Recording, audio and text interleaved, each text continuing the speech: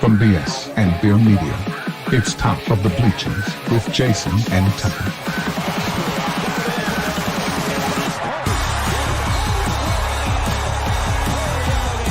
Handoff, Smith coming right, trying to outrun the coverage, makes a cut, gets it. Oh, he's still going. Oh, look at it! He's going to score. He's got the ball. Let's see what the guys are talking about today.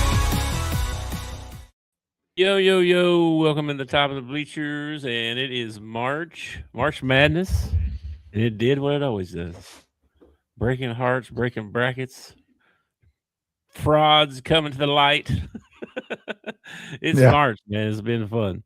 I thought it was funny because day one of the tournament, they do half the first day, and then day two they do the second half. First day, man, I had one miss on my bracket. I was cooking, man. I was like, oh man, I'm gonna have such a great bracket. And then the second day happened to the first round, and oh my gosh, went to total crap. My bracket just went to total crap. It's kind of weird. I don't have it on paper this year. It's the first time ever I've never had like a paper bracket. So I haven't been really keeping up with, because I got so many, like, what's the official, Yeah, I thought about buying me one of them whiteboards and us actually just writing one out, but I never did it. And the time is so short between the end of the SEC tournament and when the bracket comes out, and then when it starts, like you only got like 2.5, 3 days, to get your picks in and everything. So they usually have a printable bracket that you can find though, that you can put on paper, put it on. I used to have a clipboard. Yeah, man. Set my little pen on the clipboard. I remember. I think it was 19. Well, it was the year that the Hogs won the last national championship, 94. Everybody had filled out a bracket, and we had them all sitting on the dining room table. Yeah.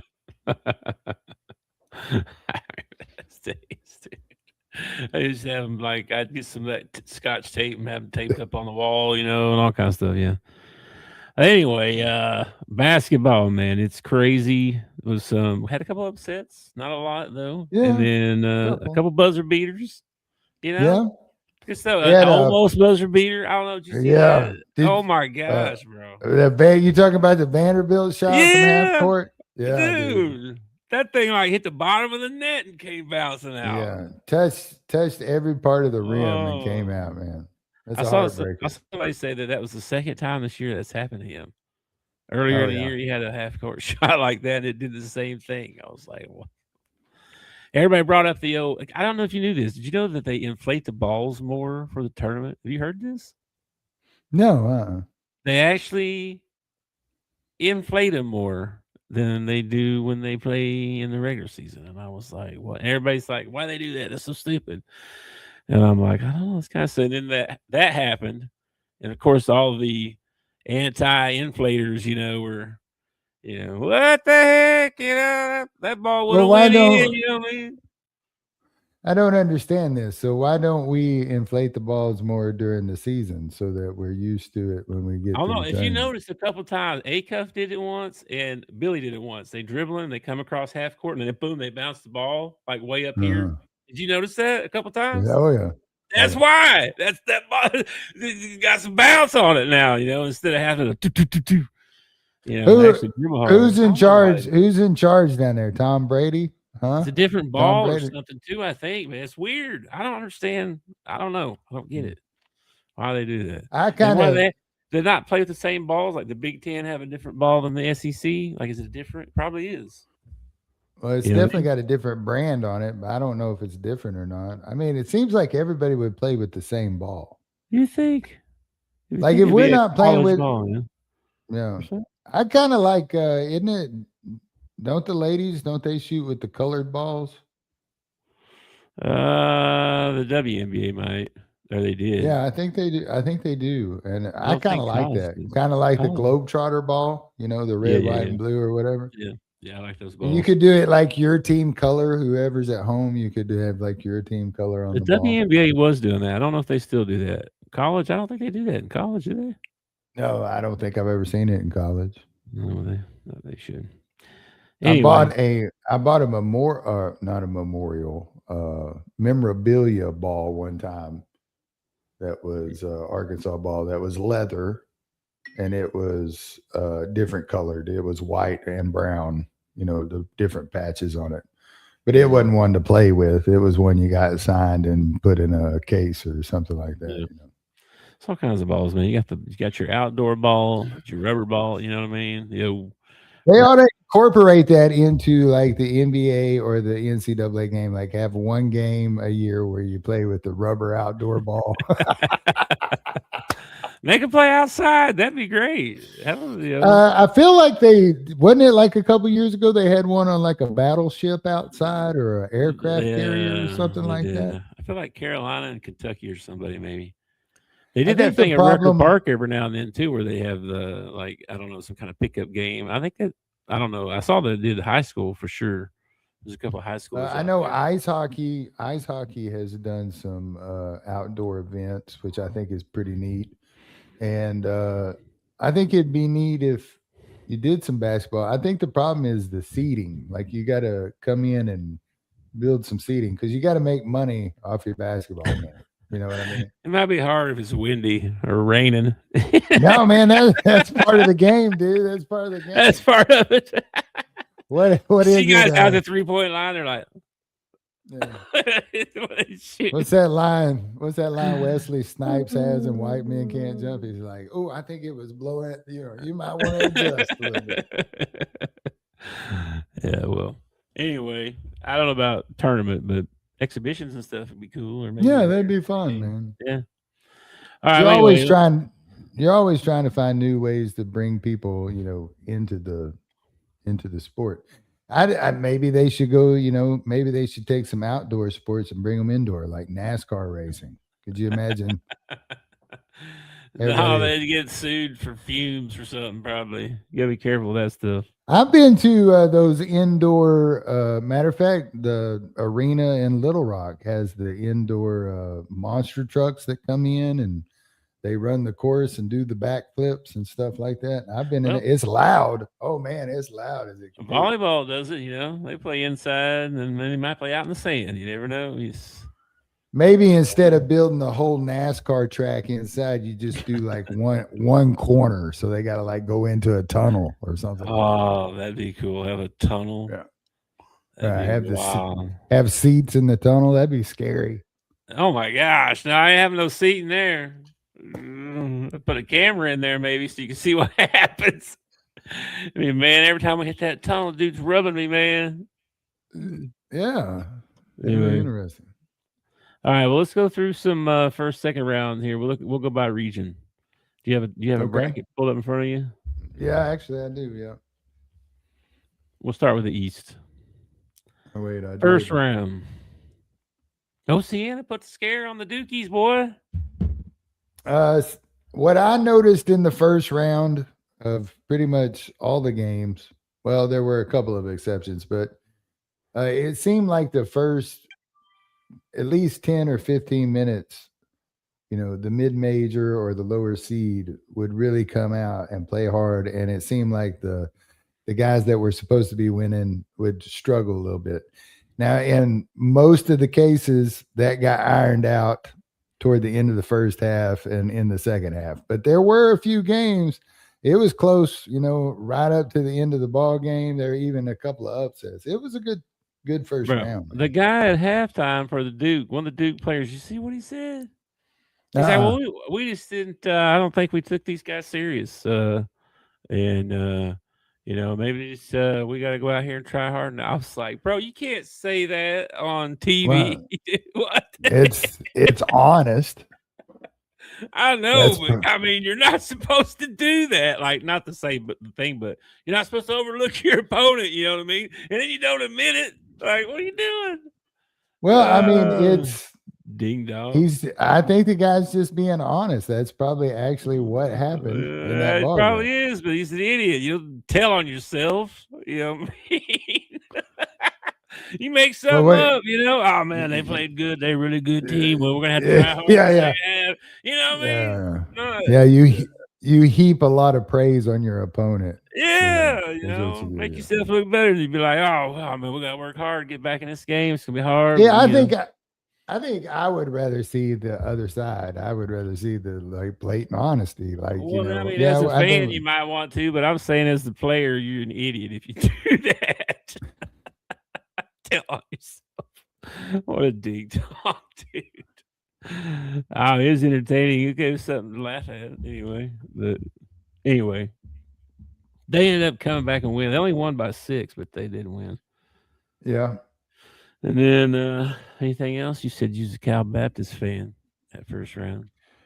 I just thought they played well, and Kansas didn't play very well, and then it carried over to the next game for Kansas.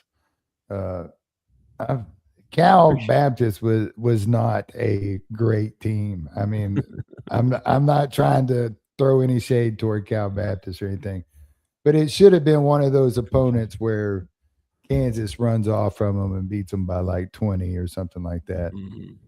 Appreciate and you. I feel like that carried over into the next ball game, which they ended up losing. So I think St. John's is better than they were last year. I'm just gonna say that. I don't know. St. John's can do everything that you want a basketball team to do except shoot. Okay, they can do everything else. They are not very good at shooting. They got a couple this year, I thought. Anyway, I think last their year defense they didn't have is any. I feel like it's their defense that keeps them in ball games. Well, that's Patino, right? That's what he does, but play the defense. But they, I was kind of surprised. I think I had Kansas picked in that game. That was like the one game I lost that day was Kansas losing. And then South Florida, the good feel-good story about the guy, his coach. Yeah. Dad had dementia, and he didn't even win the game. That is what we get for having a guest on during filling out our bracket.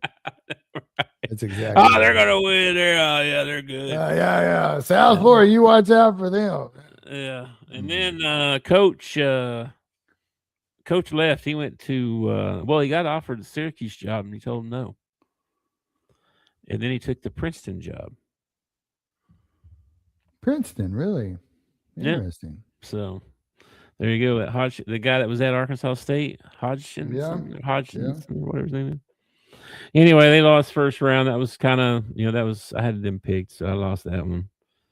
And then Michigan State rolled. UCLA beat UCF.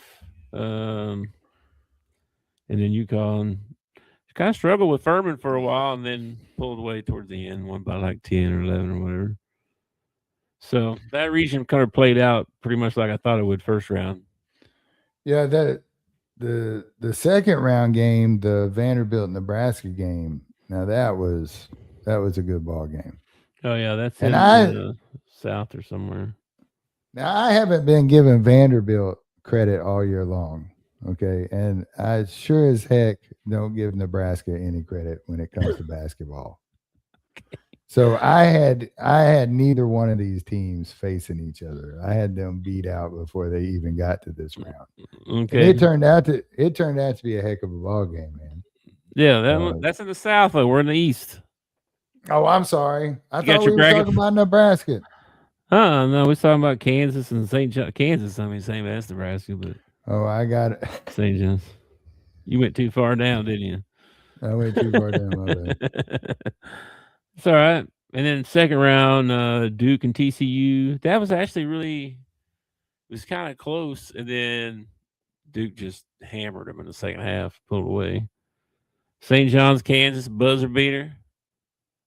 Did you see that one? Did you see the buzzer beater? I did see the buzzer beater. That was another... I'm just saying, man. It seemed weird. I don't know. Bill said there was like 10 or 11 seconds left, right? And they had like 3 fouls to give or something. So they throw it in and he's having them foul them and stuff. And it ran all the way down to like 4 seconds or something. So they ran, like 6-7 seconds off the clock doing that. Now, is it a penalty, some sort of technical or something, to foul before the guy inbounds? Like what? I don't. Do you have to wait until the ball is inbounded before you foul? Like I feel like you could foul while they're trying. They call fouls like that all the time. That's what I would have done. So no time runs off the clock. You got to foul before I don't the know ball is in. I don't know about in that situation. I don't know how that works. Because they do call. Well, I don't know if they do. I feel like I've seen a technical in the NBA for that, but I don't know if that is the rule or not in college. I don't know. But yes, it was not good clock management either way. If it was okay to do that, they'd do that all the time, I feel like. I feel like they would. I feel like maybe it's a technical. So yeah, nobody does. But fouls get called. So is it only a technical in end of game scenarios? It's not like I don't know. I think I see foul, right? Like I mean, the guy's going to throw the ball in, right, and the dude tackles and you're trying to steal it. You know, yeah, it's a foul, right? I mean, I don't know. Or you're trying to get the ball from the inbound, and the guy is holding you or keeping you from getting open. Then they call that foul all the time. So why would you kind of thing like that? Because remember, the Texas game or something a couple years ago, we had a breakaway or something happened, and the guy grabbed him from behind. That may have been a different. No, it was something about being the last minute though. Well, they have a clear path foul in the NBA. I don't know if they have that in college either, to where it looks like you are about to break away and dunk it, and somebody fouls you from behind. It's a technical. It's shots and the ball. All right. Well, then let's see. We'll go on here. I don't know, but we'll look that up sometime. St. John's moves on. Louisville, Michigan State. Michigan State looks like a freight train, bro.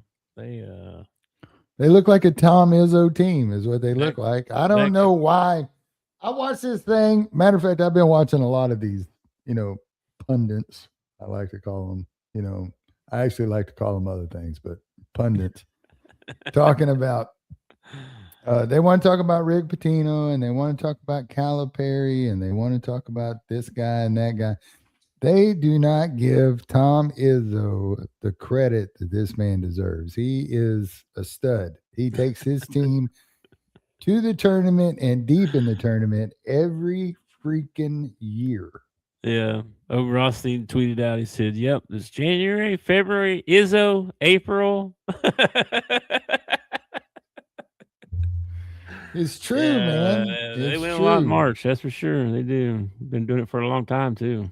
If anybody deserves a contract for life, it would be Tom Izzo. I think he's pretty much got one. Yeah, pretty much. I don't think, what's his name played? Brown didn't play, right? I'm trying to find a box score. Hang on. For which game? For Louisville, Michigan State. I don't know if Brown played or not. I'll find a box score. I don't see one, but oh well. Anyway, Michigan State pulled away and won that one. And then UConn, UCLA. There's a bunch of funny stuff about that one. About I hope the refs are wearing helmets and stuff. You got Dan Hurley and Nick Cronin coming in. Two worst guys to be yelling at refs and just jerks. Dude, I don't know, dude. I didn't know who to root for because I dislike both these guys so much. And they both apparently know how to coach. They both put good teams on the floor. I just don't like the way they behave on the sideline. The coach is, I've always heard that the team is a reflection of the coach. And the way that those two idiots act on the sideline, I mean, I wouldn't want my kid playing for them. That's true. That's true. That's true. All right. Well, we ended up with Duke and St. John's, Michigan State, UConn. We'll come back and we'll preview all the games. But that made it to the Sweet 16. And then we'll go to the South. First round. Let's see. Anything stand out? Not really. Oh, VCU beat North Carolina. Predicted it. Yeah, I think I picked that one as well. North Carolina, bro. There's some heavy discussions about Hubert's job and should he be fired or not. It's kind of Well, weird that I definitely don't know if you need to fire him, but you definitely, I would put him on the hot seat for sure. I'd be like, listen, man, I think Mark Pope's probably walking into the same situation. Like, we're going to give you one more year, but if this is, if this is what we get, then you're gone. I got some Kentucky stuff for you when we get there. Man, it got dark in here all of a sudden. It's a little dark in there. You put your shades on. Yeah, VCU with the upset there. Illinois, A&M beat St. Mary's. I guess that's a 10 over a 7. I guess that's considered an upset. I don't know. A 10 over a 7. Yeah, is that considered an upset? Yeah. I mean, if Arkansas was the 10 and I would consider it an upset. Of course. Yeah, and then Houston handled Idaho. And then the second round, the first number one goes down. Before you move on from the Houston Idaho game, I want to give a little bit of credit to the Vandals.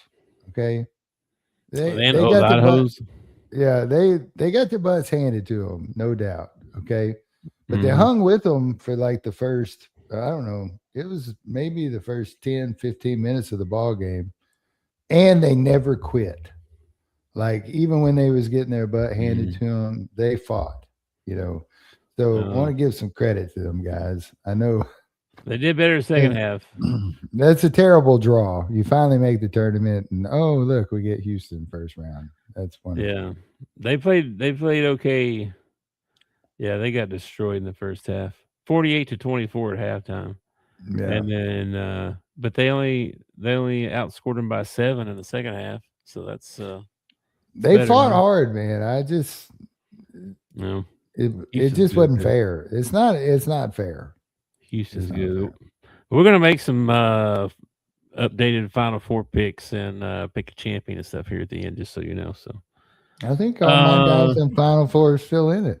All right, Florida goes down. Number one, the first number one to go down, and that was a crazy game, man. Iowa got up on them a little bit, and Florida comes roaring back, and then Iowa with a big shot there right at the end. It was good. It's a really good game. The Iowa-Florida game. Okay, so I said this before we went on the air. I personally feel like March Madness is the greatest sporting event of the year. I don't think anything tops it. I like football. I think the Super Bowl is fun, whatever. I enjoy it. I like the college football playoff, all that. But March Madness, and the reason why March Madness is so fun is because of an example like this. Your national champions from last year, this year, are the first number one seed to fall. And that's what happens in the tournament every year.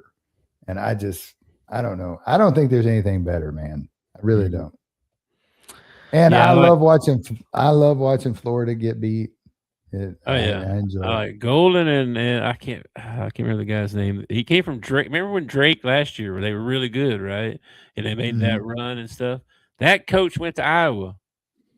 Okay, so now he's making a run. He brought his guy with him from Drake, the Sturts kid, right? Yeah. And now they're making a run this year with Iowa. So, but him and Golden, you see him and Golden get it. Oh man, I can't stand Golden, dude. He's such a twerp. I don't know what it is. I don't know. Can't stand him. Anyway, I'm glad that serves him right. I definitely wouldn't let my daughter around him. No. Or my mom, or my sister, or my third cousin, or whatever. My gosh. Yeah, and then here's your game, Vanderbilt, Nebraska. There you go. That was quite the game. I already talked about it, and I'm done. Yeah, you done with that? Okay, well, that shot that went in and out was ridiculous. That was ridiculous. Nebraska moves on, though. How long has it been since Nebraska's been in the Never. They don't think they've ever won a tournament game ever. Now they got 2. I think that's right. I saw that. I think I saw that they had never won one yet. So good on them. They had a really good year so far, carrying it on. Now they got to play Iowa, Battle of the Corn. What's their fight? Nebraska? Yeah. Go Big Red. Go Big Red. Go Big Red. Yeah, big Red.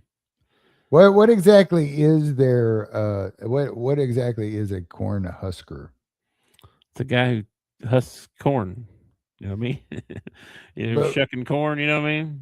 Yeah. So where does the big raises corn, I guess? So the Big Red part just comes in because their school colors are red. It's got nothing to do with actually the corn husker himself. I guess not. I don't know. I don't know where the red came from. I don't know why he dresses in red, or that's their colors. I mean, I don't know. I'm not a Nebraska expert. I don't know. I can ask my wife if you want me to, but well, that's why I'm asking you. You married one. I thought. Well, she's got to convert to over here. That's. I'm not converting. She got to convert. You know what I mean? All right, let me ask you part of being the leader of the family. I mean, it's just part of it. All right, let me ask you this. Have you ever been to a game at Cornhusker Stadium? I have been to a game in Nebraska. Yes, I did. At Nebraska. Yeah, what's his name? Has she ever been? Has she ever been to a game at Arkansas? A baseball game. Actually, never a football game. Actually, that wasn't. No, not a university game. No, because we went to that was minor leagues. So who's converting who here? She's already got you going to games up there, and she ain't been to one here. I was already there. I just went. It was fun. We've been to a few minor league games. We went to a couple hockey games actually. In Fort Wayne, they had minor leagues in hockey, basketball, and baseball. So, basketball, baseball, and hockey.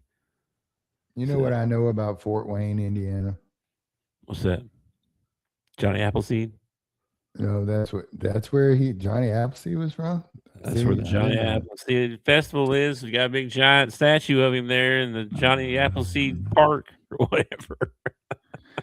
I'm gonna show my age here, but what I know about Fort Wayne, Indiana is that is where Frank Burns from MASH 4077 was from. Oh, from Fort Wayne, Indiana. Okay, cool. Yeah, the old fort wasn't bad. I lived there about 8 years. I liked probably my favorite place to ever live about the weather.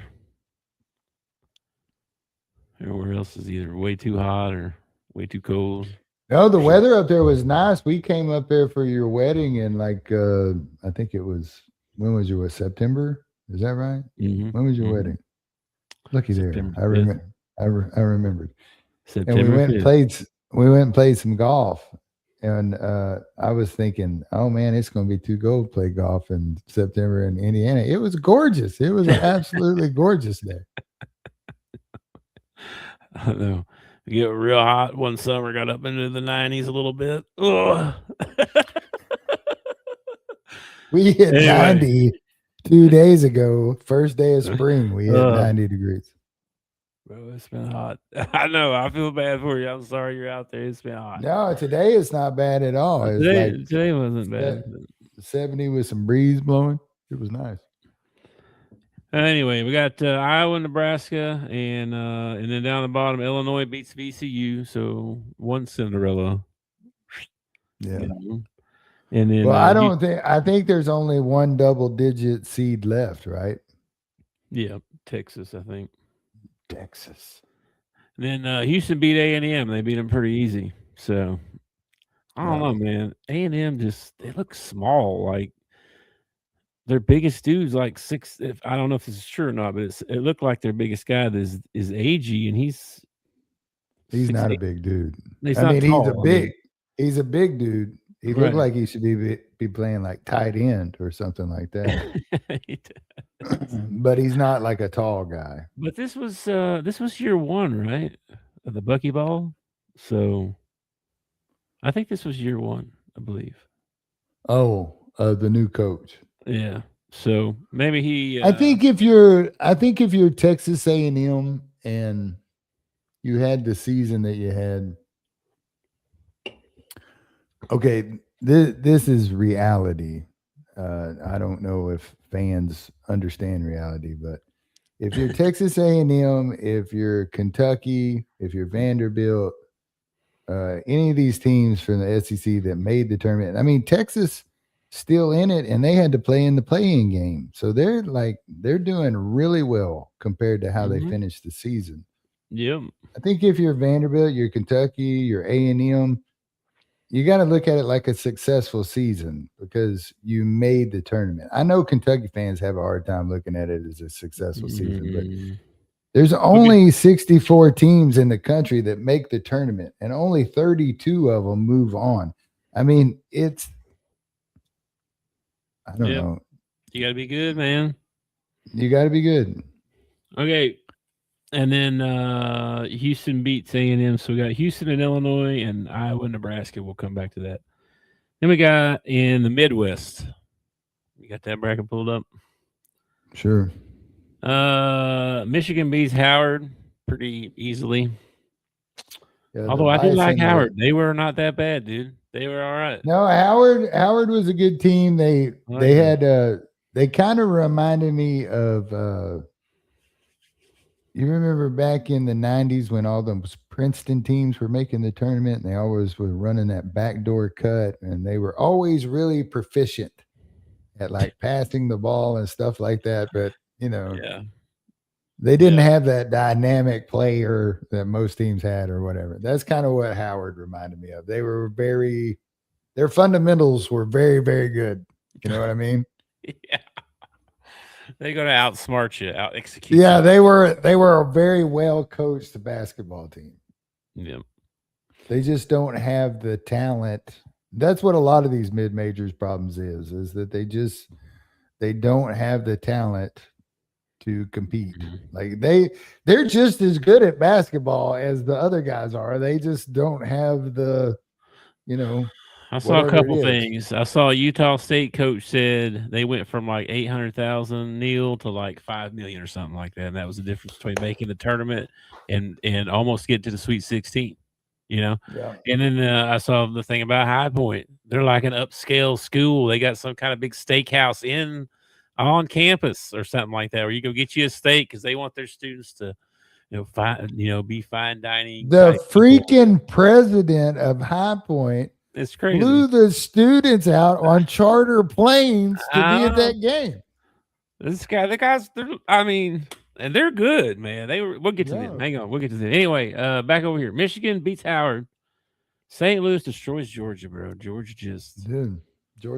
I forgot about Georgia. That's how poorly Georgia did when I was talking about these SEC schools getting beat. I totally forgot about Georgia. I had wiped that from my memory because I didn't even want to think about it. Well, St. Louis was pretty good, and they gave Michigan Auburn a game for a little while, but then Michigan. Auburn said at home going, "Well, we could have done better than Georgia. Give me a break." They're over there trying to win the NIT, is what Johnny Vegas told me. I haven't watched a game of the NIT. That's what I said the other day, and somebody commented and didn't like my idea of moving it to the beginning of the season. Well, that's fine. But playing it at the exact same time that the NCAA tournament's going on is stupid. Okay? Just play it at a different time. Yeah. Just play it at a different time. That's all I'm saying. You're not drawing any eyes to it. Even guys who really like basketball are the majority of them ain't going over to watch the NIT. Today's Monday, right? So yeah, there's not any NIT tomorrow night. If you want to watch Wichita State and Tulsa play, I'm gonna watch 2 games of college baseball while I wait for Thursday to roll back around. Yeah. It'll be here before you know it. I saw we got anyway. We'll get to that in a minute too. Hang on. Okay, Texas Tech, they beat Akron by 20. Alabama beats Hofstra.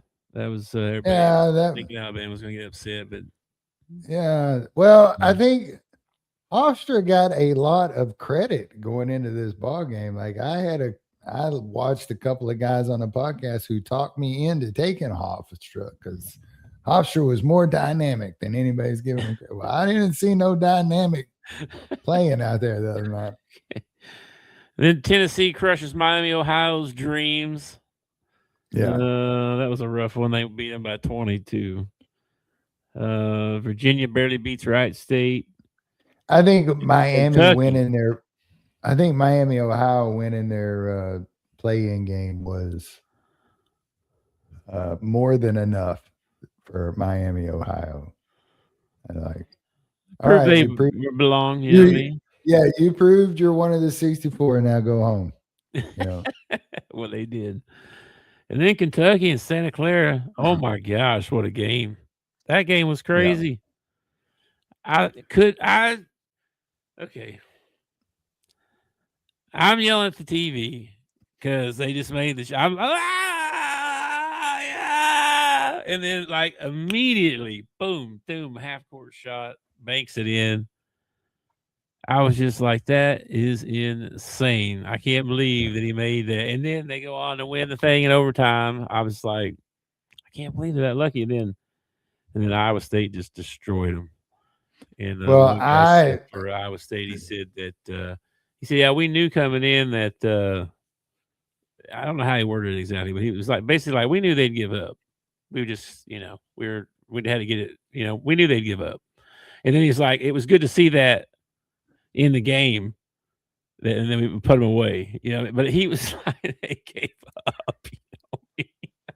He was like, when you keep stopping this and they can't do anything on offense and they can't stop you on defense stuff, you kind of give up, and, it's like, dang, bro. Anyway, yeah, Kentucky's crazy. I saw Pope's, I listened to his after the game thing. Was he crying? No. There's a lot of blaming it on injuries. I mean, not like just totally, but there's a lot of that. We didn't. I heard some fans. We were gonna have. That's what he said. Yeah. I heard some fans talking about it. A podcast. I watched I don't know, maybe a 10-minute clip of a podcaster talking about it, and they were talking about how they felt like it was a disappointing season. That he went and got the kid, what was his name? Quintus or something like that. Yeah, acquaintance. Yeah, they already knew he had a bad ACL, and they went and got him anyway. Mm-hmm. And they counted on him. And then they lost their point guard, and they didn't have a backup point guard. Yeah. Okay. Like what? Yeah, didn't have a backup point guard, so that they didn't have a plan B there. And then now they're being told that they're probably not going to have near as much NIL money for next year. And you've got Oway and a couple of others that are gone. They're leaving. And no recruits. Got no recruits coming in. And Pope got up there and said, top priority is making sure we get some of these guys back. Top priorities was getting kids that believe in Kentucky or something like that. It's something about they need to think Kentucky or something. Yeah, I think Kentucky people are kind of tired of that. They're that's what this guy said. This is what this guy said. He said no. He's like, get the best players in here, and then we'll teach them Kentucky. Don't bring in players just because they want to come to Kentucky. Bring in the best players and then teach them about Kentucky. But yeah. Well, it's the whole system thing too, that he's, his system or whatever. And then I've heard Cal say anybody's got a system's doing it wrong. You know what I mean? Because you got different players every year. You get the best players you can get, and then you make your game plan around that. You don't go out and get a bunch of players and make them fit into your thing. That doesn't work. Well, that's one philosophy. Then the other side is like Pope, where you have a system. A lot of coaches have systems or whatever, Both work, Just Pope's is he didn't get the players that he needed to run his thing. I don't know what he did. Roster construction F. I honestly believe that your top coaches, your Izzos, your Cows, your Petrinos, what was his name at Syracuse that was there for it? Boeheim. Yeah. All these guys that are Hall of Fame, first ballot Hall of Fame coaches, they're really good talent recruiters. They spot talent. They know who's talented. They know who they can coach and who they can't. And then you got other coaches that go off what other people tell them. Like his recruiter says, this guy's really good. You know, we need to get, but Cal don't work like that. Like Cal goes to the AAU games. He goes to the high school games. He's at the jamborees and stuff like that. Yeah. He is the one scouting the talent. He knows who he wants. And it bothers me as a fan sometimes because he'll get laser focused and I feel like, well, you know, you're letting this guy get by or you're letting that guy get by. But I can't complain about the guys that he brings in, man. They do a really good job. So yeah, I think it's got to do with talent assessment. That's my opinion. I think there are some coaches that are good at it and some coaches that aren't. Yeah, I mean, knowing what you're getting and how they fit together and that kind of stuff, and not having a backup point guard is insane. That's a crime. I mean, what are you doing? Like, I don't know. You know how valuable DJ has been to the Razorbacks this year, man. No. And he don't do a ton. It's not like DJ's gonna come in and win the ball game for you or anything like that. But he gives Acuff enough of a rest that he can, you know, it helps, man. It helps. Acuff's on another planet. Anyway, Iowa State beats Kentucky, sends them home. So now you got Tennessee, Iowa State. And by the way, Iowa State missing their All-American best player or whatever, by the way, too. I don't know if he'll be back for the Sweet 16 or not, but Tennessee beats Virginia. Alabama beats Texas Tech. They hit like 27 threes or something like that. Like what? Yeah. Good grief. They're going to beat everybody if they hit 27 threes every game. See, that's one of the things that I wonder about because the venues change. So you got to play 2 games in Portland. Like I'm talking about the Razorbacks now. We got to play 2 games in Portland. Now we're going to switch our venue to San Jose. Well, sometimes it's different shooting in a different arena. You know what I mean? Yeah. Oh, yeah, so definitely. Some of these teams that might have been hot at one arena might not be hot when you get them to their next location or whatever. That's true. It's true. Depth perception and all that, they say. Anyway, we got sets up Michigan, Alabama, and Tennessee, Iowa State. We'll come back to that. Now the West. First round, no real big surprise. Oh, High Point beats Wisconsin. High Point's for real, bro. Them dudes can play.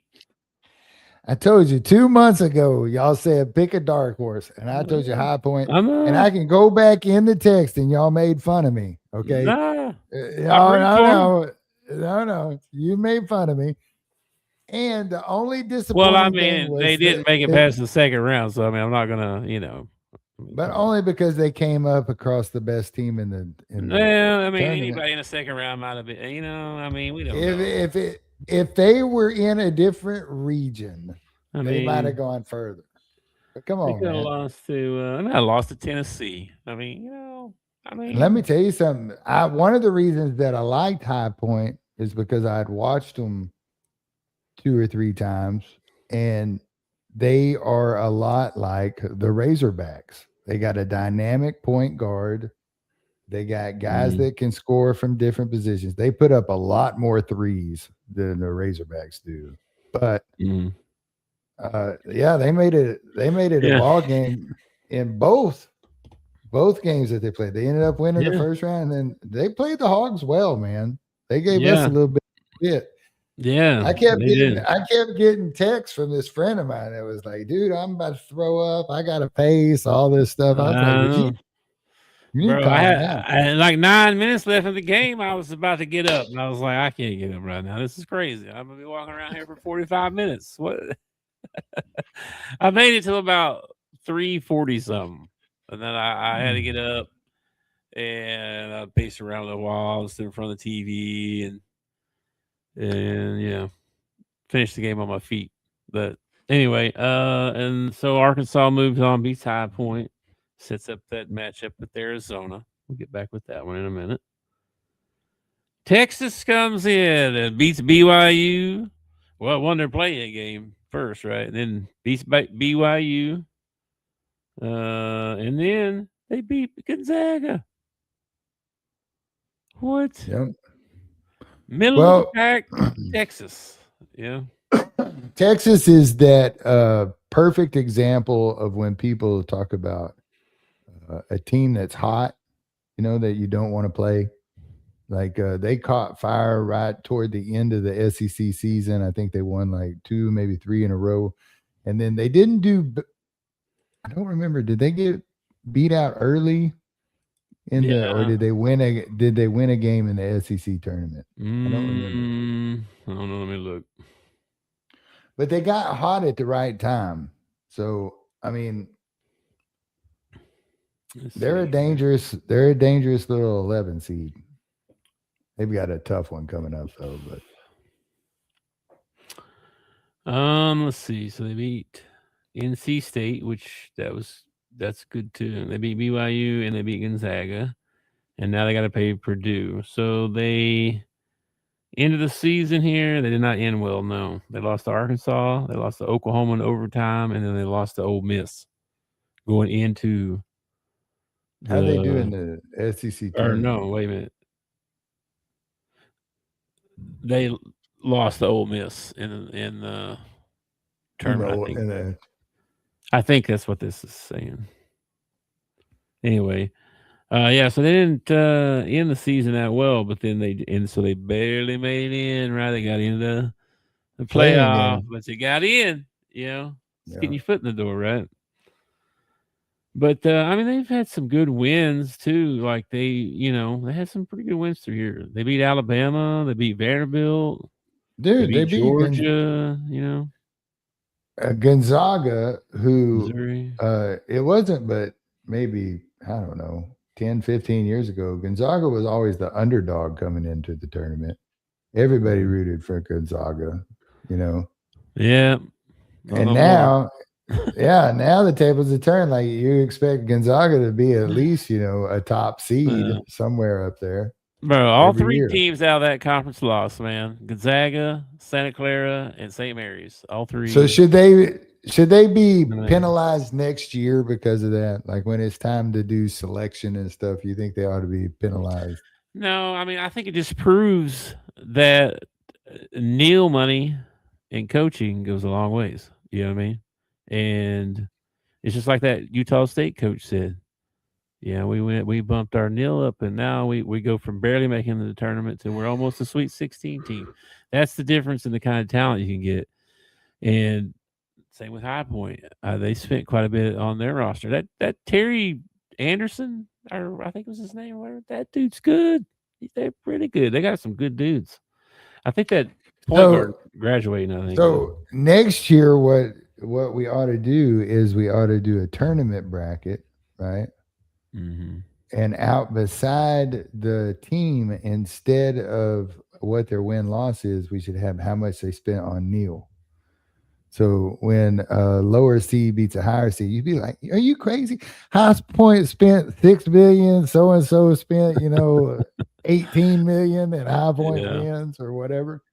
Yeah, you don't really get to see those numbers, like actual numbers. It's all rumors and stuff, I guess. I don't know. Yeah, I know. You figure that would be, especially with state schools. With state schools, you figure that would be public information. It probably is. I mean, they pay taxes, so it's got. Surely somewhere. It's got to be somewhere, right? Yeah, you would think.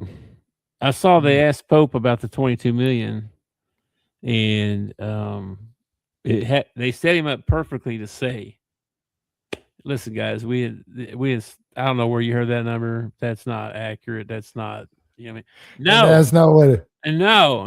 He didn't say anything like that. He went like skirted on around it and then said something else. It's like, man, you could have debunked that and been, but no. Okay, so it's true. Okay, it's true. You spent a ton of money, You spent and then you spent $10 million more than the University of Arkansas. Yeah. And that's what you ended up with? Oway and 4 other dudes. Dude, always good. Always good. I'm giving Oway credit. If it wasn't for him, they would have lost 20 games. You know what I mean? Like, yeah, I'm giving Oway credit. I said Oway and 4 other dudes. Like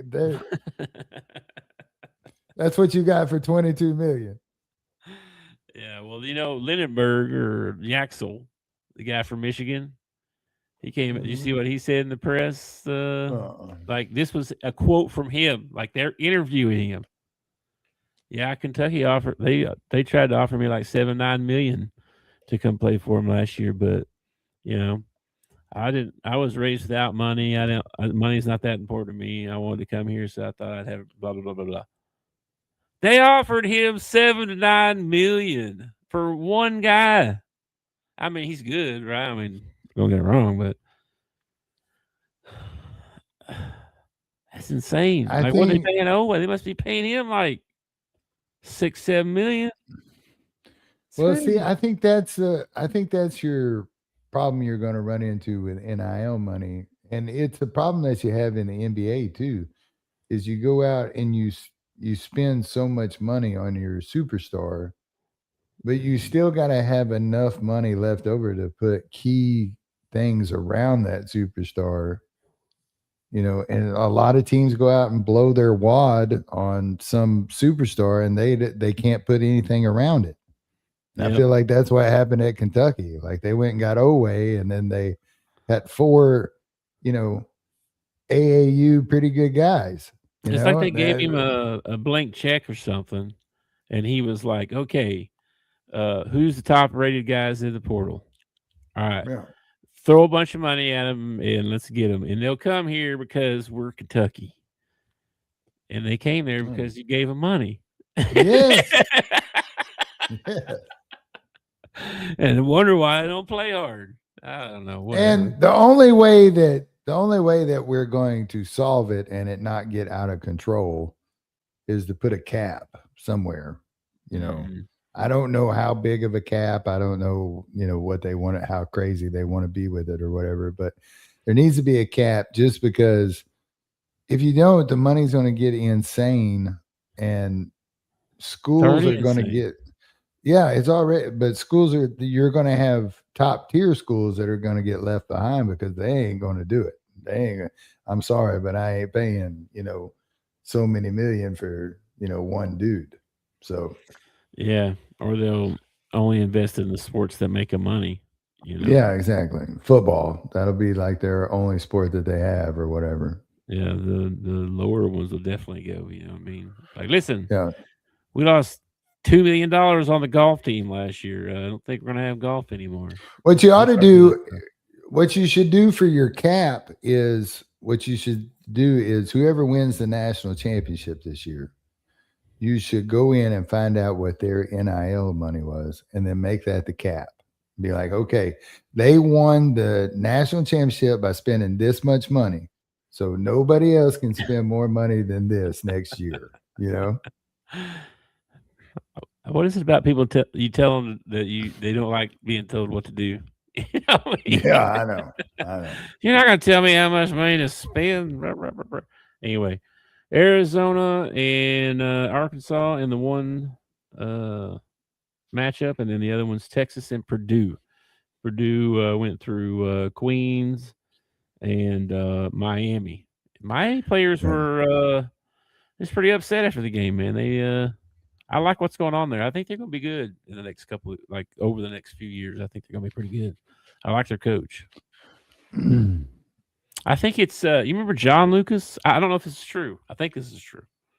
You remember John Lucas, the old coach, the old NBA coach and stuff? I think this is his son. I think. I'm not could be his grandson. That was a ways back. Let me look this up. I don't want to be wrong about it. My goodness. Putting out fake news. Fake news. Let me see I don't here. think Purdue's really been tested yet. I don't know if Texas can give them a test either. They're so freaking big, man. They're kind of like Michigan. They're just really freaking big. Yep. He is John Lucas's son. Okay. He played at his name's Jai Lucas. He played for let's see. He played for Florida and Texas in college. 5'10" point guard. McDonald's All-American.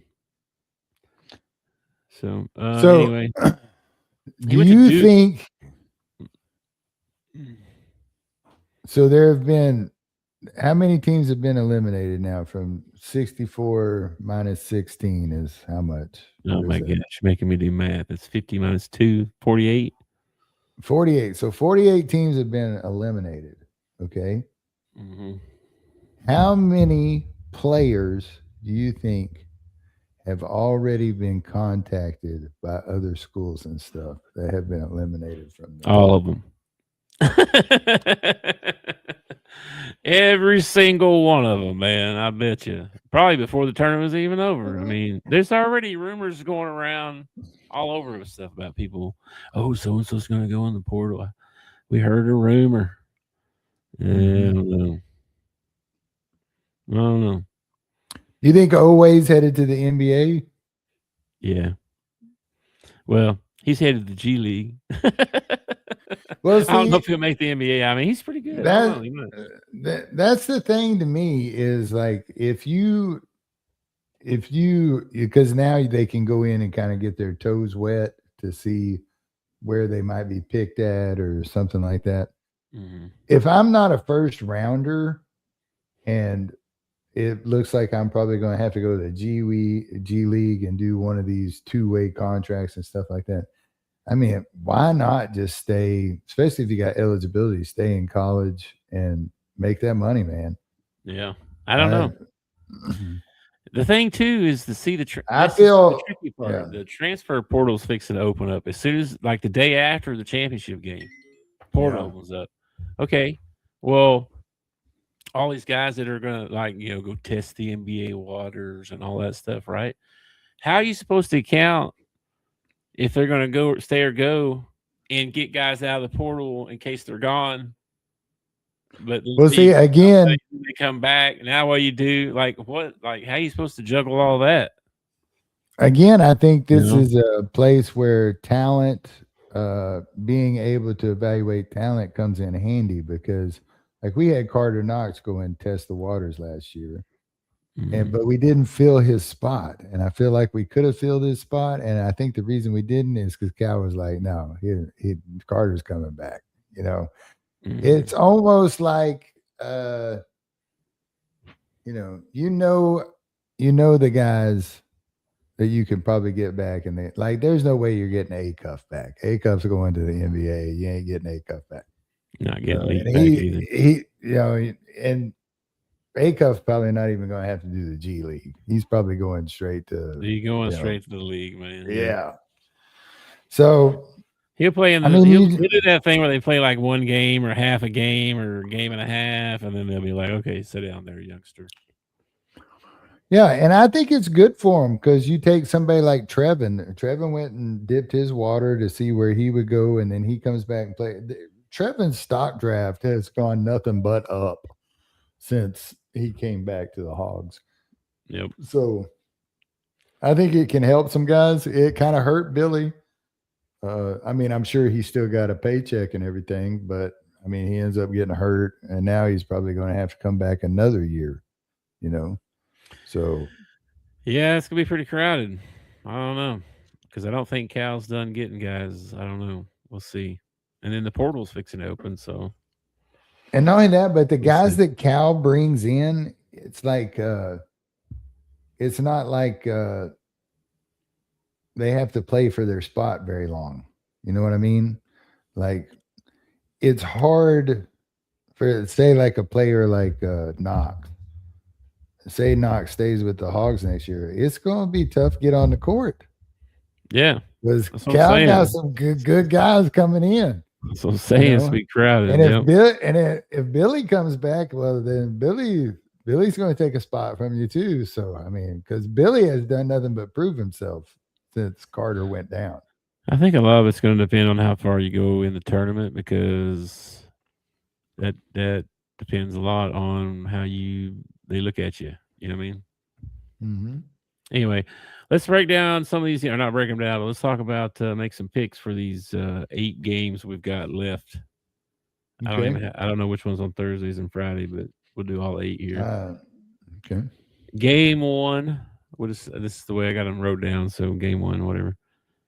Number 11, Texas versus Purdue. And I will tell you, I have the probability percentages.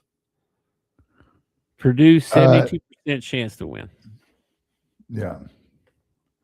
I think it's been a magical ride for Texas. And there is nothing more as an Arkansas fan that I would love to see Texas beat Purdue. I really would. Because if we win our ball game, that means we would face them in the next round. So, yeah. Instead, we're in a situation where we got to play the 1 seed, and then we're probably playing the 2 seed. I would pick Purdue over Texas. Yeah, I'm gonna. I don't know if I've ever said this, so you might want to hit the tape and roll it. But I am going to be rooting for the Texas Longhorns in this ball game against Purdue. Oh my gosh. Okay, well, I'm not going to tell anybody. It's tough. I'm not going to tell our friends. Okay. That's one of the things that brings weird things out. The tournament brings weird things out. You know. Mm-hmm. All right, game 2, Iowa, number 9 seed versus Nebraska, number 4. And Nebraska, 60% chance probability of getting a win. Man, battle of the cornfields. Iowa is a tough team. Iowa is a tough team, and I'm not sold on Nebraska. Okay. Bro, I'm married to a Nebraskan woman. Yeah. And gonna probably have to take them in this one. I was gonna pick the other side. I was like, nah, better not do that. I kind of like, you're looking at Nebraska's 60% chance, but that means Iowa's got a 40% chance, man. And 40% is pretty good. It's almost a coin flip, almost. It's almost, man. That should be a good game, really. I don't know. Iowa's pretty good. I just think Nebraska, it's destiny. Well, I think I'm going to take Iowa in this ball game. I think I'm going to take an upset. 9 seed goes to the Elite 8. Okay. I'll take Nebraska in that one because I got family ties. Okay. Game 3, Arkansas, number 4 versus Arizona, number 1. I just want to point Arizona is a 58%. That's even better than the 60%. So 58%. Probably. I just want to point out that this is the U of A facing the U of A. Okay. Battle of the ARs. They always think ARs Arizona. Does that ever happen to you? They have that. Oh, dude, I work at the post office. We get it all the time. What are you talking about? It's like, what's your where are you from? What's your zip or what's your zip code? Yeah, is that AZ? No. Why would it be AZ? What the AK? No. That's Alaska. I honestly, I'm going to be a homer here, and I'm picking the Hogs. But I honestly believe that we can beat Arizona. I watched them in their first 2 games. Boring as watching paint dry. This is boring basketball. I think we can beat them. I really do. They got the size on us. They definitely got size on us. And we have to rebound and we can't foul because they make a lot of their points from the free throw line. So, and they're definitely man, big. let me tell you something. I watched the Arizona, who'd they play? Arizona who? Arizona Wildcats. Who'd they play in the last? Oh, Utah State. Yeah, I watched that game. Oh my gosh. If we get refs like they had in that ball game, we're gonna be in trouble. Because they were it was ridiculous the amount of fouls that they called in that ball game. We don't need that. No, we cannot be fouling. And they need Pringle back to battle the big dudes because, like you said, they're big. They're really big, and they got some dynamic freshmen too. One of their big men, Coach Cal, tried to get him, couldn't get him. And Burry's the other freshman. He's really good too. They're good. They're really good. I'm going to pick the Razorbacks too. So they have a very deserving.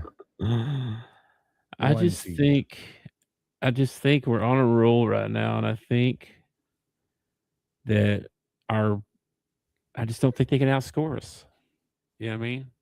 Like, I don't care if neither team plays defense. I don't think they can outscore us. You know? I don't know. That's going to be a tough one. It'll be a tough one. All right, game 4. Put this in here for you. Illinois is the number 3 seed against Houston, the number 2 seed. Houston currently 65% win probability. Yeah, it's kind of high. That's higher than I thought. Houston looks their last couple ball games, man. They've looked like your national champion. I think I have them picked as my national championship, but they look like a national champion. They are playing lights out. They got speed, they got size, they play defense. They're a nightmare. Like, yep, they're good. Yeah, I got them winning. I think one of my brackets I got them winning. Yeah, I'm going to take Houston. At the beginning of the tournament, I really liked Illinois. I thought that was kind of these guys were kind of set up to make a run,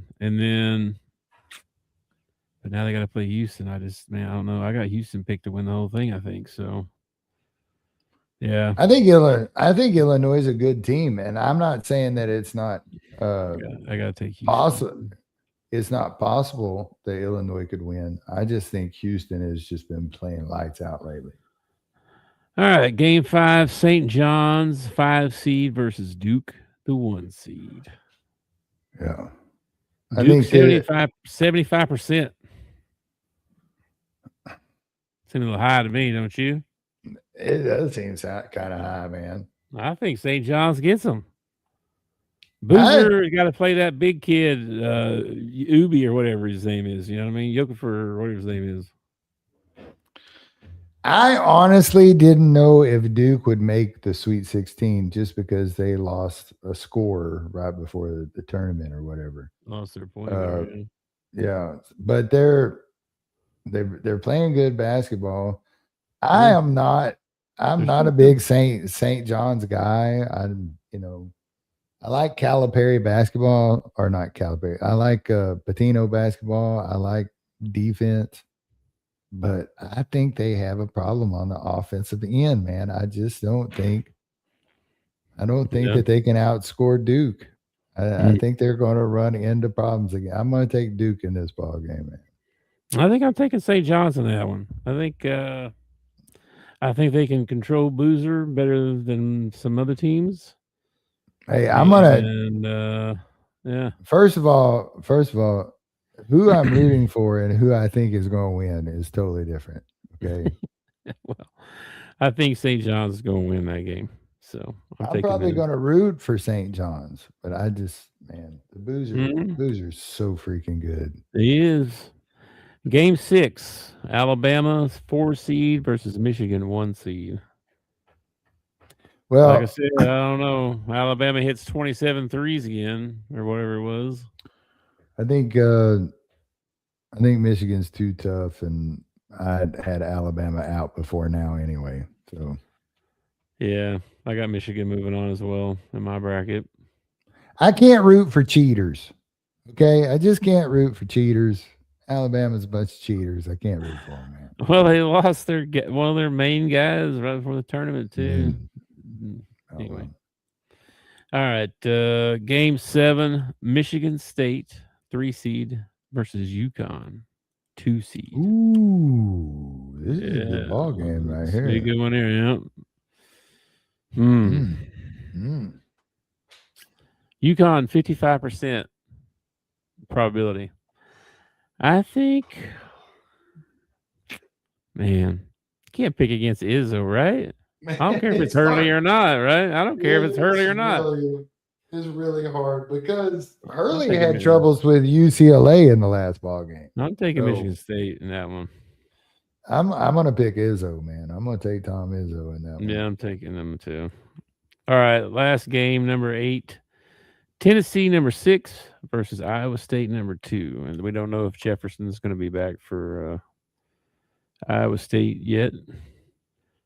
But the way they played the other day, don't know if they need him. Yeah. Both these teams played really well in their last ball games. Tennessee's been playing really good. Yeah, Tennessee, man, this will be a close ball game, I think. I think Iowa State is 62%. I think it'll be closer than that. I think it'll be a. Let me see. They did beat Virginia, and they were the 3 seed. Yeah. Yeah, I don't know. I'm gonna take Iowa State in this ball game, but I think I'm gonna root for Tennessee. I think I'm gonna take Tennessee in that one. I think we got an upset. I like it. I like it. I like that. Yeah. There's your 8-game parlay right there that you can. Man, I'm so close on a couple of them. I had a 15-leg one, bro, that Missouri screwed up. Last game of the day. Oh, man. It's like you turkeys, man. Lose at home, basically. Yeah. Screwed up my 15 legs, man. 15. Oh, my gosh. Anyway. I only bet like $2, so it wasn't like a major loss or anything, but still. It probably would have paid out pretty good. I was so close. Let me see here. All right, so now we got our picks in. All right. It's time to pick a Final Four from here. From this point moving forward. So let's look at it. We'll start with the East. Duke, St. John's, Michigan State, UConn. What you think?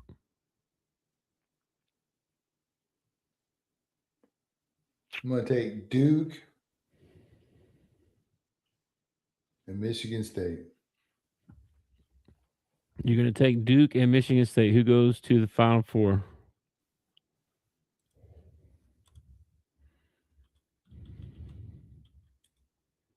Michigan State. Dang it. What are you laughing at? That's what I was going to say, too. I think it's going to be St. John's and Michigan State. And I think Michigan State wins.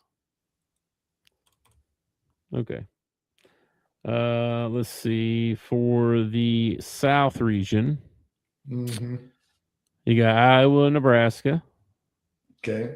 And you got Illinois and Houston. And I think you picked Iowa, right? Yeah, I'll take Houston to the Final Four, man. Houston to the Final Four. Dang it, I am too. This is not. I thought we might have some different here. I'm sure we will. I don't know if we will or not. Midwest, you got Michigan, Alabama, Tennessee, Iowa State. I don't see any of those teams beating Michigan. Me neither. I got Michigan in the Final Four. Oh man, this is not going good here. Oh boy, here we go. Out in the West. Woo pig. Arizona and Arkansas going to the Final Four. Texas and Purdue. You're such a homer, my God. Arkansas going to the Final Four. Oh, man. Dang it, bro. I hate it when you're right. We're going to beat Arizona, and then we're going to beat Purdue. Man, I'm going to take Arkansas as well. Dang it. And then we're going to be matched up against All Michigan. Right. So so if that plays out like that, you'll have Michigan State. Oh, hang on. Yeah, Michigan State versus Houston. I'm going to take Houston to the final. You're taking Houston to the final. Hang on. On the other side, you got Arkansas and Michigan.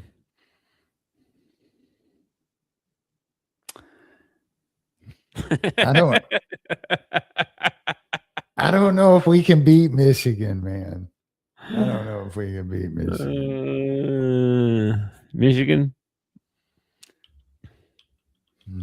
Damn, I hate to do it, but yeah. Bro, if we can beat Arizona, we can beat Michigan. I don't know what you're scared about. I mean, Arizona probably beat Michigan. Maybe. No, probably not. All right. You talked me into it. Give me Arkansas. Oh my gosh, here we go. Houston, Arkansas for your national championship. Who's your champ? Well, if we go by earlier in the season, Houston is your champ because they put a butt whooping on us earlier in the season. This would be a revenge game. This would be awesome if we could actually play this. I think it's going to be Houston, Michigan in the final, but Houston, Arkansas, I don't know, man. If it was Houston, Michigan, I would take Michigan. But if it's Houston, Arkansas, then I probably got to pick Houston. So let's just make the Hogs the national champion, shall we? Hogs win it all. Okay. I think it's going to be Houston versus Michigan. And I think Michigan's going to win, even though I bet on Houston before the season started, just so y'all know. I think Houston could win it. But I think Michigan's probably going to win it this year. Hey, everybody plays a bad ball game. Like Purdue beat Michigan in the Big Ten. So Michigan's beatable. So they could get beat before it gets there. Houston could get beat before they get there. I mean, everybody thought Florida was going to be in the final or win it again. Yeah, exactly. Too. I mean, it's March, man. It's March. It's just hard for me as a fan to count out the Razorbacks until they're actually counted out. You know what I mean? Like if they end up getting beat by Arizona, then next week I'll have a totally different Final Four and a totally different winner. Just don't quit on me if they get beat. All right, don't be like, I can't watch this. So I'm on to baseball. Don't be doing that to me. I am going to a baseball game tomorrow. I'm gonna go up and watch Razorbacks take on UCA. There you go. So, all right, I got some quick hitters for you, right quick. Best player remaining. Darius Acuff. No question, huh? Well, it was either going to be Darius Acuff or Cam Boozer, and I'm a Hog fan, so it's Darius Acuff. Been some other big performances. That guy from Purdue or whatever, like 20 and 20 or something like that. Not saying that there's not other good players. You said the best, Darius Acuff. Okay. Which coach is under the most pressure? Ooh, wow. Let's see here. I'm gonna go with Hubert Davis. No. In the Sweet 16 here. Oh, pressure to win. Yeah. Well, it ain't Rick Barnes. It ain't Calipari. It ain't Tom Izzo. It ain't Hurley, Dan Hurley. All them guys are pretty secure in their job. I'll give you two names. Okay. Matt Painter. Nate Oates. I'll give you three names. Matt Painter. You think the Purdue head coach has got problems? They They haven't won one yet. No, not like on the hot seat. Like just the pressure, Okay. right? The pressure of having to Okay. win, right? Because he's not won one yet, and he keeps. They're good every year, but not good enough. You know what I mean? I got you. I'd say him. I'd say John Shire's probably under a little bit of pressure. You know, you got to win. You got to prove that you can win without Coach K, right? So I think he's probably under a little pressure. I don't think Kelvin Sampson is, although he wants to win a title really bad. He ain't never won one. So there's a little bit of pressure there. I think maybe you could put some on Patino because at St. John's, same situation that Painter's in at Purdue. Like, yeah, Patino's won one before, but he's never done with St. John's. You know what I mean? I think I saw Patino is now him and Cal are the only coaches that have 4 different teams in the Sweet 16. Yeah, it's crazy. Yeah, they've both of them have taken 4 different teams to the Final Four, and this would be a chance for Cal to take his 5th if he could get the Hogs there, or Patino's 5th if he could get St. John's there. Really? Yeah. Where else Cal been? He was at Pitt, UMass, Memphis, and Kentucky. Pitt went to the Final Four? Wait, the Final Four might have been 3 teams to the Final Four, and this would be his 4th. Okay. And then the Sweet 16 was 4 teams. Oh, UMass, that's right. UMass, Memphis, Kentucky. Yeah, and Pitt. He started out at Pitt. Arkansas. Well, he was coaching at, I forget. I don't know. He was under Larry Brown for a little while too, so I don't know. Anyway, what else? I think I had one more. Where did he go? What's the next big upset? Well, according to you, probably Arkansas and Arizona. That's probably.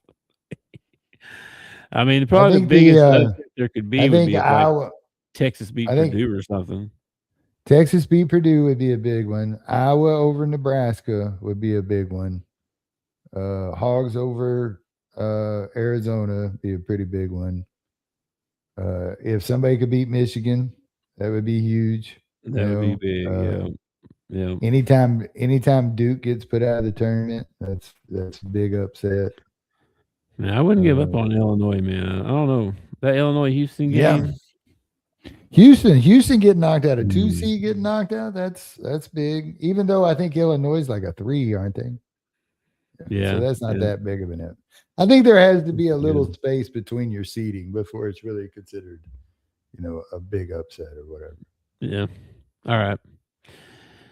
Okay. Anything else before we get out of here? That's all I got for you. We got our winners. We went through all the games. I got a craving for some barbecue chicken. So went to the store and got all the ingredients. So I have barbecue chicken, corn on the cob, and a side salad for dinner tonight. Sounds good. I know it. It's like I ain't had barbecue chicken in forever. I couldn't tell you last time I did either. And then I'm going to make some small little muffin-sized apple pies for dessert. Wow. See how it is. Well, I learned something today about, I don't even know if I can explain this to you, but ChatGPT, right? Yeah. You can make your own customized GPTs within ChatGPT. Sure. So you can train it to do whatever you want to. So I made one today that was about, I did 2 actually. I did one for traveling. So like when you ask it, hey, I need to go somewhere, it asks you a bunch of questions so that it can budget out everything for you. And then the other one was a recipe one. You say, I want to barbecue chicken. I'm looking for trying to make a new recipe or something, you want to make barbecue chicken, and then it will start asking you questions. Do you have these certain ingredients?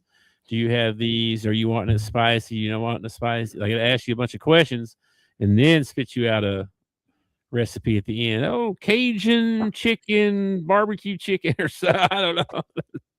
Cajun barbecue. All that's a thing, but might be.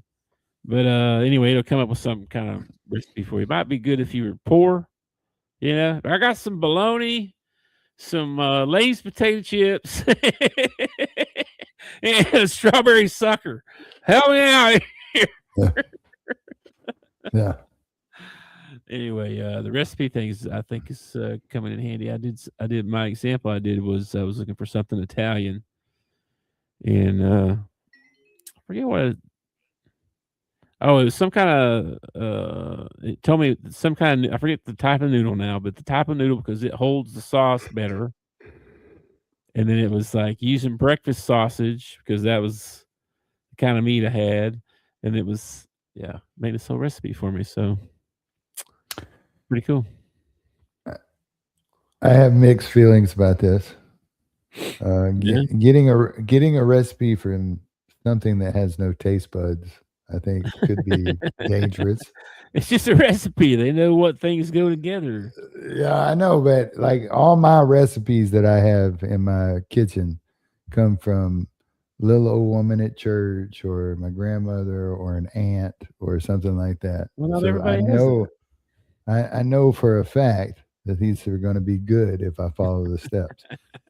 ChatGPT got no taste buds. Well, they're pulling it from somewhere else. They're not making it up themselves. They just gather the ingredients and then go out and find some recipes and then be like, here you go. Here's one that fits that. I'm sure that's probably what they're doing.